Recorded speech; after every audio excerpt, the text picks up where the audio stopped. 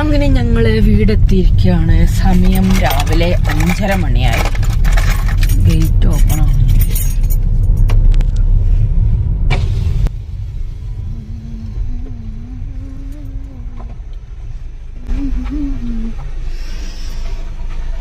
കുറുവാസംഘം പറഞ്ഞിട്ട് അടി കിട്ടണോ?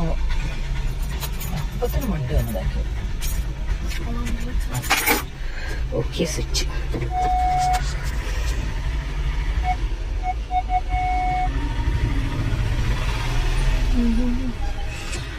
അപ്പോ എല്ലാവർക്കും ഗുഡ് മോർണിംഗ്.